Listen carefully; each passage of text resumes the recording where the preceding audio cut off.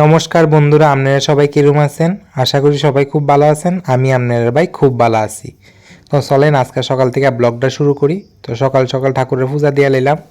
তো আপনারা সবাই একটু মনোযোগ দিয়ে ব্লগটা দেখেন, স্কিপ করেন না, স্কিপ করলে মজা পাইতেন না। তো এখন চা বয়ে দিলাম।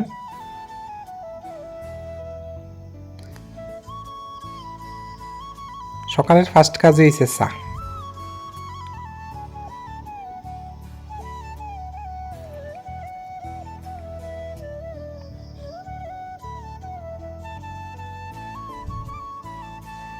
স্টাইল করে দিতাম গিয়া পিছন দিয়ে বেরিয়ে আছে চা পাতা কুইন না, রানতে গেলেও স্টাইলের আর শেষ নাই।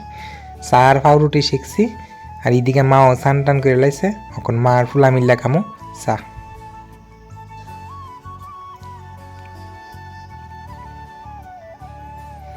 এইদিকে অনেক গল্প টল্প হইল। তো গল্প টল্প করতে গিয়ে ঘুরিত বাজছে গেছে 12টা। কামের একবারে সর্বনাশ। তো এবার কারকল ফুর করুম। ফ্রিজের থেকে কারকল বের করছি, কারণ কারকলটি একটু বড় বড়, এটি ফুর খাওয়ানোর কারকল। আর ফ্রিজও একটু নারিকেল আছে।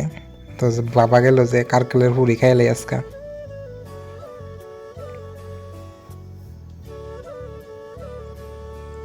যদি 8টা কাটতো বন্ধু, একবার গেল হইলে 2 টুকরা হইয়া স্টাইল কইরা কাটতাম গিয়া। তো এদিকে ভাত বয়ে দিছি, ভাতের দিকে চাল দিয়া লাইছি, আর এইদিকে কারকল সিদ্ধ বয়ে দিছি। কারকল সিদ্ধ হয়ে গেছে, বিসিডি বাইর করে এলাম, কারণ এটিতে একটু বিসি হয়ে গেছে। বিসিডি যদি একটু পেস্ট করে না দিই তাহলে মুখে পড়বো আর কি। অনেকে মুখে বললে ফালা পায়, আমরা একটু বাইটটই দিব। কষি হইলে এমনি দিয়া লঞ্জেল হইলে একটু হাত দিয়া কষলাইয়া।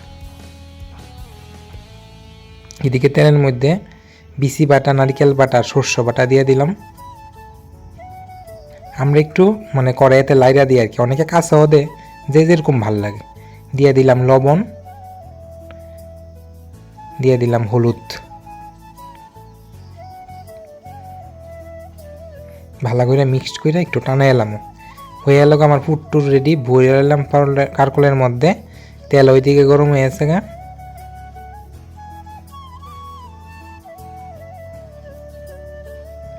দিয়ে দিলাম তেলের মধ্যে ফুটটি। এদিকে আমি একটু চালের গুঁড়া গুইলা লইছি, একটু লবণ হলুদ দিয়ে গুলছি আর কি, যাতে ফুটটা শক্ত হয়। দেন মুখটি শক্ত হয়েছে, নাইলে তো এটি বাইরে গেলে গইলে ফুটটি। তো রান্না টান্না শেষ, আমি একটু বয়ে দিলাম। আর এইদিকে বাইরে নামছে প্রচণ্ড পরিমাণে বৃষ্টি।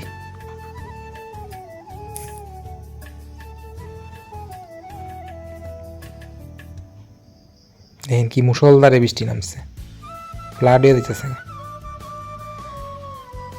আমি রাস্তার ধারে একটু স্টাইল করতাম গিয়া, আপনারা দেখাইলাম, আমিও স্টাইল করতেছি। তো সবাই ভালো থাকবেন, দেখা হবে নতুন আরেকটি ব্লগে।